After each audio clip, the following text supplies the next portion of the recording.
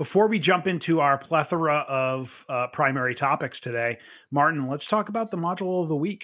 Thanks, John. I thought this week we would talk about the Pathauto module. It was previously covered in a couple of modules very early on in the sort of history of this podcast, one being around SEO and another about setting up Drupal as a blogging platform.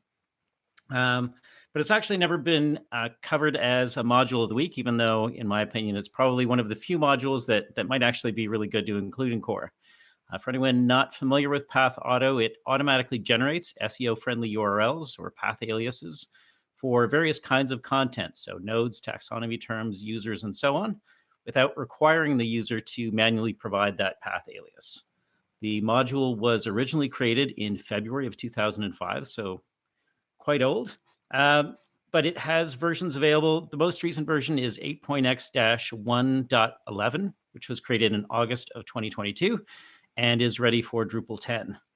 It has definitely been, periodically updated, as we can see by that recent release. In terms of the number of open issues, it has 600 open issues, but only 235 are for the 8.x branch, and of those, only 106 are bugs, which is pretty good when you consider that the module is in use by over 570,000 Drupal websites. Yeah. In terms of the maintainers, the recent releases are by Berdir, who is a very prolific maintainer in his own right.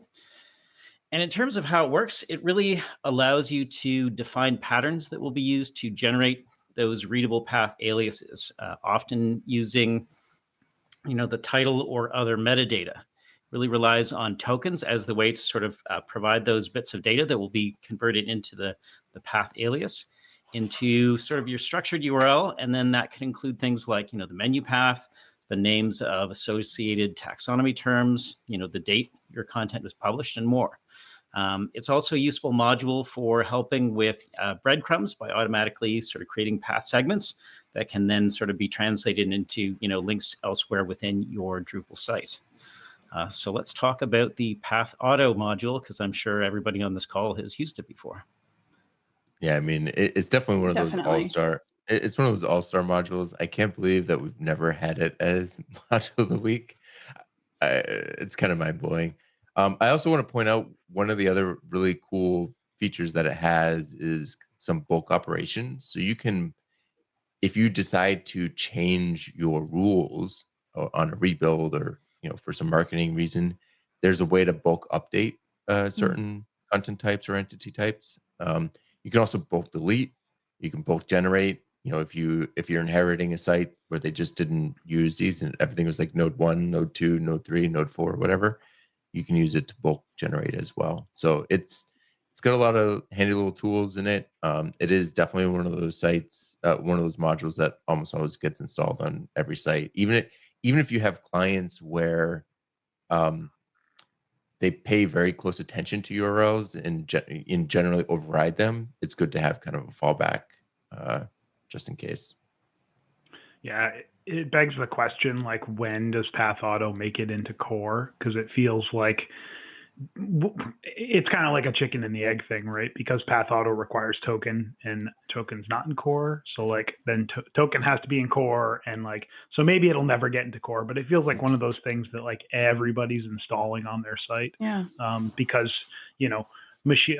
human readable paths are kind of important these days, even though I have different debates with folks on whether people actually read URLs or not. But yeah, I mean, it's definitely one of those things where, I think I use this on every site that I build. Yeah, I would be confused if a site didn't use it. I would wonder why. There are a few that if you're not using a distribution, I suppose, but if you must install, Pathauto would be probably the top of the list. Up there might be admin toolbar, not to go on a tangent, but yeah, it's definitely like, why would you not use that on a site item? So I guess one use case where I think people might not use it, and it's not even a really good use case, so I'm ashamed that I'm bringing it up, but is like if you were using Drupal as just a content tool, right, for like a headless front end. Yeah, it's headless. Right. Your headless front end may not be, front end may be defining its own paths, and you might not need, Pathauto. headless projects that I've worked on, the path is actually coming from Drupal. So like Pathauto is installed because you need that functionality, but that might not be the case for everybody, I guess. Yeah, the other thing I can see too is in some cases people may want kind of, to use that node / as almost like a permalink type capability, and having better visibility on that may be useful. But I agree. Basically, every Drupal site I've ever worked on has used Pathauto. Yep. Yeah. Well, Martin, as always, thank you. I just have one more. I just have one more thing to add. This is one of those modules.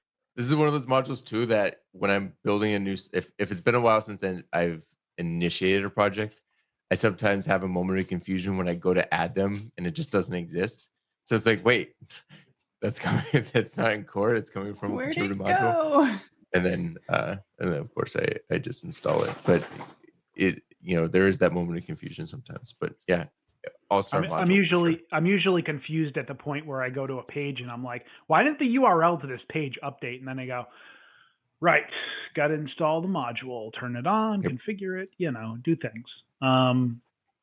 Cool. Well, Martin, as always, thank you for another wonderful module of the week. And let's move on to our kind of open-ended primary topic here.